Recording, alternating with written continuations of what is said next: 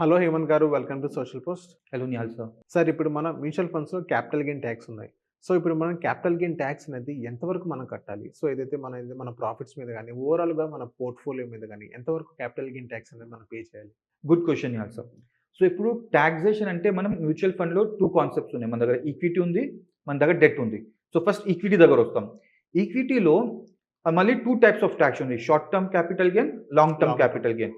మనం equity within 1 year అమ్మితే 1 year లోపల అమ్మితే అది షార్ట్ టర్మ్ పడతది. అది flat 20% on profit. Okay. So purchase minus sale ఆ ప్రాఫిట్ ఉంటది. ఆ ప్రాఫిట్ పైన 20% టాక్సేషన్ షార్ట్ టర్మ్ పడతది. అదే మనం ఇప్పుడు మోర్ దెన్ 1 ఇయర్ తర్వాత అమ్మితే లాంగ్ టర్మ్ క్యాపిటల్ గెయిన్‌లో వస్తది. ఇంకా లాంగ్ టర్మ్ క్యాపిటల్ గెయిన్‌లో మనకి 1.25 లాక్ దాకా ఎగ్జంప్షన్ ఉంది సార్. ఓకే. సో మన ప్రాఫిట్ 1.25 లాక్ లోపట ఉంది. అది ఎగ్జామ్ట్ ఉంది.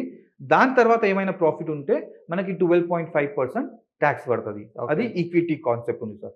మనం డెట్‌లో వచ్చేప్పుడు డెట్‌లో రూల్స్ రీసెంట్‌లీ చేంజ్ అయినాయి సార్. ఇప్పుడు everything is taxable under slab rate. మనం ఎంతైనా ప్రాఫిట్ వచ్చిందని అనుకోండి. అది మొత్తం డెట్ ప్రాఫిట్ మనకి డైరెక్ట్ మన స్లాబ్ రేట్‌లో వెళ్ళిపోతుంది. మన టోటల్ ఇన్‌కమ్‌లో యాడ్ అయిపోతది. మన 30% స్లాబ్‌లో ఉంటది. 30% లాగా మనకి కాలిక్యులేట్ చేసి మనకి టాక్స్ పడతది సార్. ఓకే.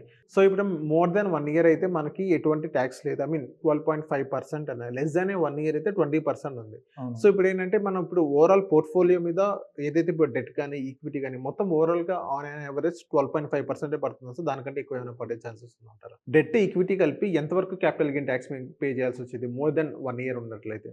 అగైన్ మనం కాలిక్యులేషన్ డిఫరెంట్ చేస్తాం సార్ మనం. ఈక్విటీ అదే చెప్పినా కదా షార్ట్ టర్మ్, లాంగ్ టర్మ్ ఉంటది. ఇంకా డెట్ స్లాబ్ రేట్ ఉంటది. అది కాలిక్యులేషన్ అట్లనే ఉంటది. కానీ ఇక మనం the main concept is long term sir. మనం ఎంత లాంగ్ పెడితే మనకి 1.25% మనకి ఫ్లాట్ మనకి ఎగ్జంప్షన్ వచ్చేస్తది. దానిపైన 12.5% మనకి టాక్స్ పడతది.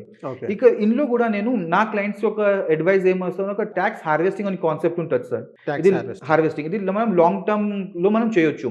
ఇప్పుడు ఒక చిన్న ఎగ్జాంపుల్ చెప్తే ఎవ్రీ ఇయర్ అంటే లాంగ్ టర్మ్‌లో మనకి 1.25 మనకి టాక్స్ ఎగ్జెంప్ట్ ఉంది. సో మనం ఏం చేస్తాం any fine given day specially we do in February, March.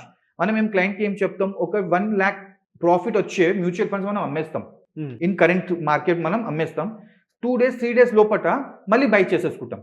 హ్మ్. సో దాన్ని ఏమైతది మనం పర్చేజ్ మైనస్ సేల్ చేస్తే మనకి 1 లాక్ ప్రాఫిట్ వస్తది. ఆ 1 లాక్ ప్రాఫిట్ మనకి ఎట్లైనా ఎగ్జామ్ట్ ఉంది. కానీ నెక్స్ట్ ఇయర్ అదే మనం చేసింది మన పర్చేసింగ్ ప్రైస్ సెట్ అయిపోతది.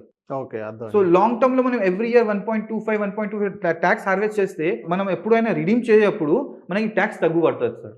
ఓకే. ఓకే. సో ఇలా ఎంఎఫ్‌టీస్ మాత్రమే చేస్తారా? లేకపోతే మామూలుగా మన డైరెక్ట్‌గా కూడా అలా చేసుకోవచ్చంటారా? ఇప్పుడు ఎవరైతే డైరెక్ట్‌గా మ్యూచువల్ ఫండ్స్‌లో ఇన్వెస్ట్ చేసినట్లయితే ఈ ప్రాసెస్ మొత్తం వాళ్ళకి తెలుసంటారా? ఈ మార్కెట్‌లో అందరికీ తెలిసే ఉంటది సార్. అదే ఒక benefit sir. Mutual fund distributor పెట్టుకుంటే ఇట్లాంటి కాన్సెప్ట్స్ మీకు హెల్ప్ చేస్తారు. Yes.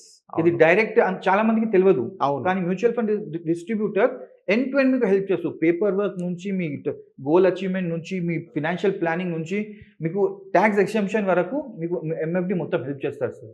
Okay. Okay. So thank you sir. మా సోషల్ పోస్ట్ వచ్చినందుకు. Thank you Nihal sir.